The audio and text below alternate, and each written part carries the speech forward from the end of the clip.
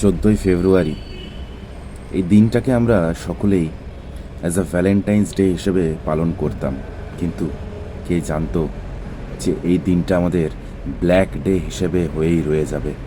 তাদের পরিবারের লোকজনরাও, তাদের ভালোবাসার মানুষটাও ভেবেছিল হয়তো যে তাদের স্বামীর ছবি স্ট্যাটাসে লাগিয়ে তারা ভ্যালেন্টাইন্স ডে উইশ করবে, কিন্তু হঠাৎই একটা ব্লাস্ট, তারপর সব শেষ।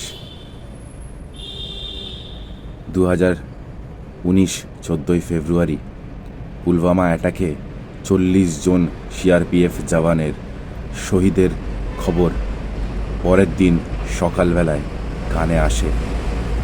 তারপর থেকেই আমাদের সকলের গায়ে কাঁটা দিয়ে ওঠে।